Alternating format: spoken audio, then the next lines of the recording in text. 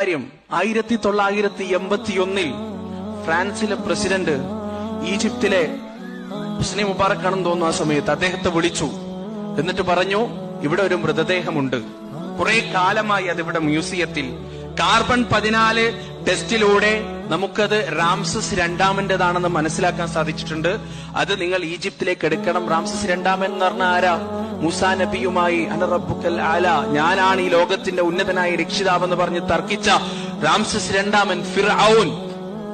ഈ ഫിർഔനിന്റെ മൃതദേഹം സ്വീകരിക്കാൻ വേണ്ടി ഫ്രാൻസിൽ നിന്ന് വിളിച്ചു ഈജിപ്ഷ്യൻ ഭരണാധികാരിയെ. എന്നിട്ട് അവരത് അങ്ങോട്ടെടുത്തു.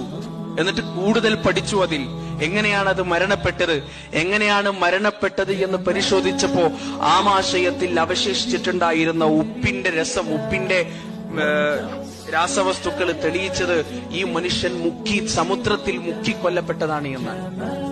ഈ മനുഷ്യൻ സമുദ്രത്തിൽ മുക്കിക്കൊല്ലപ്പെട്ടതാണ് എന്നാൽ ഇനിയൊന്നും ലഭിക്കാനില്ല. ഇതിന്റെ അപ്പുറം ഇനിയൊന്നും ആരും നമുക്ക് പറഞ്ഞു തരാനില്ല. വളരെ സ്പഷ്ടമായ തെളിവാണ്.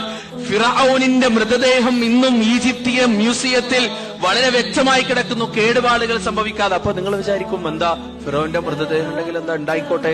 പക്ഷെ അതല്ല വിഷയം. അല്ലാഹു സുബ്ഹാനഹു വ തആല മുങ്ങി മരിക്കുന്ന സമയത്ത് ഫിറഔനിനോടൊരു വാക്ക് പറഞ്ഞിരുന്നു. എന്താ വാക്കെന്നറിയോ?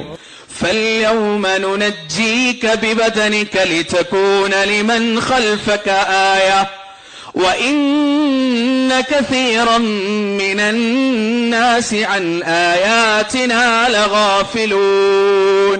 ഫിറഔനെ, നിന്റെ ശരീരം ഞാൻ കാത്തു സൂക്ഷിക്കുന്നതാണ്, നിന്റെ ഡെഡ് ബോഡി ഞാൻ കാത്തു സൂക്ഷിക്കുന്നതാണ്. എന്തിനു വേണ്ടിയാ?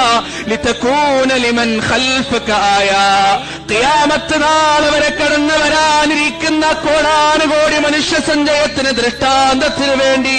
മീനുകൾ കൊത്തില്ല നിന്റെ ശരീരം, ഉപ്പുകൾ നെഞ്ചെടുക്കില്ല നിന്റെ ശരീരം, സമുദ്രത്തിന്റെ ജലപാളികൾ നിന്റെ ശരീരത്തെ നശിപ്പിച്ചു കളയില്ല. അതിനെ ഞാൻ സംരക്ഷിക്കുന്നതാ.